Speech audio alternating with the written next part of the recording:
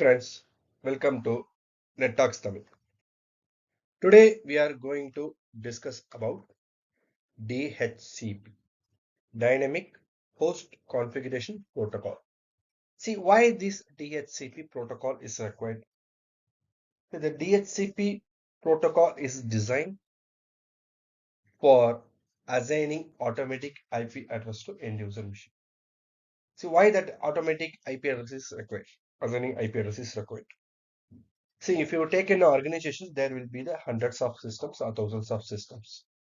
If you are going to assign manually one by one system, it is a time consuming, and then there is a possible for a error also. The same IP will be assigned to the multiple persons that can be occurred.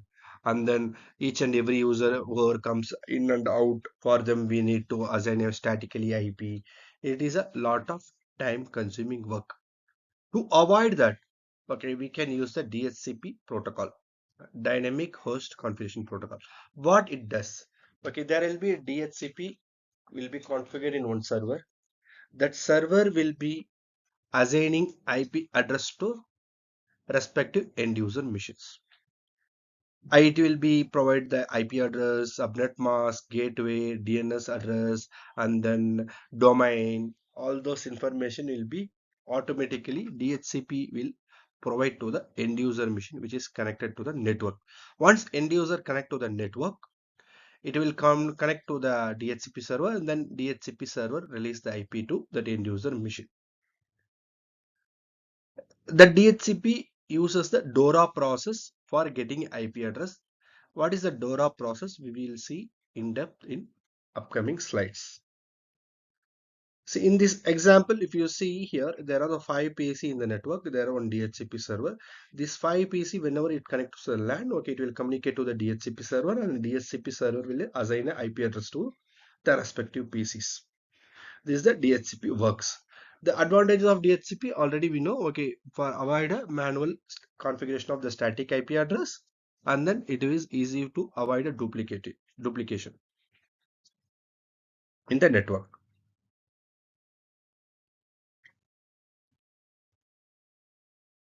Let's see here DORA process. First, it will send the end user machine will send a discovery message to DHCP server. Since whenever the PC connects to the network, okay, it doesn't know what is the DHCP server IP. It will be sending a broadcast message to the complete network. Okay, we don't have any IP to the PC which is connecting to the network, so it will be default IP address 0.0.0.0, and then destination IP we doesn't know of the DHCP server. Then it will use the default broadcast IP 255.255.255.255, and then we know the source MAC address who is initiating a traffic, that is the end user machine, that is the MAC address of DHCP client MAC address. And then destination MAC address also we doesn't know of the DHCP server, so it will use the broadcast MAC address FF. So it will be sending a discovery message to the network. And then once the discovery message is sent to the network, okay, whoever is acting as a DHCP in the network, he will reply offer message. In that offer message, the source IP will be the server IP of DHCP server, and then destination IP. Since we got from 0.0, it will replicate to all the machines. See, it will be like offer message in network layer. It will be the broadcast. In data link layer, it is a unicast. Since we know the MAC address, so it will in data link layer it will act as a unicast.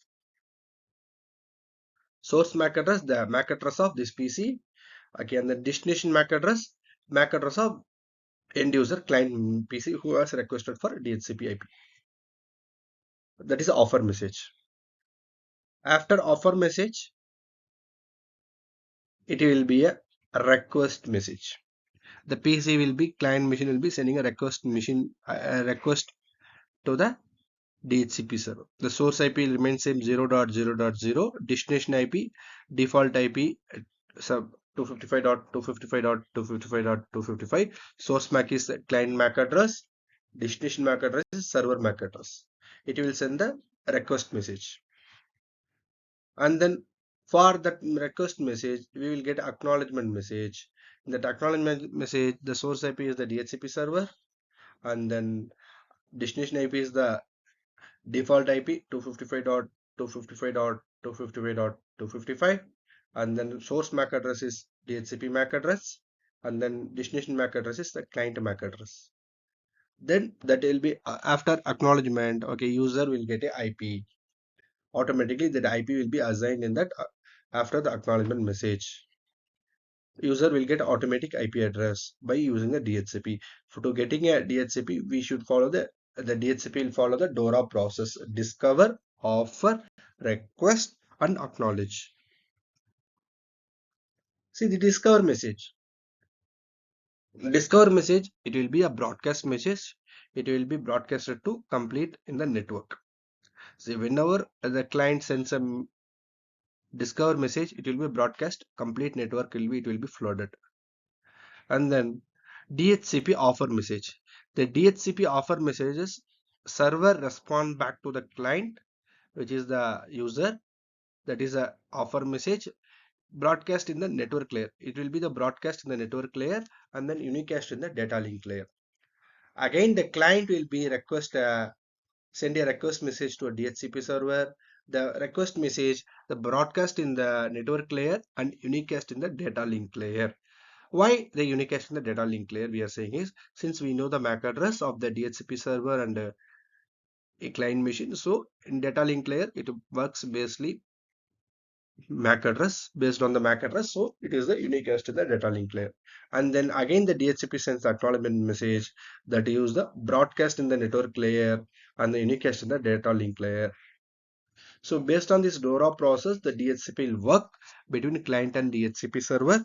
Once this acknowledgement happened, user will get a IP. DHCP will release a IP to the client machines. After that, it will be the part of network, the client machine. The client can communicate in the network. We will be seeing with the lab in upcoming videos. Stay tuned.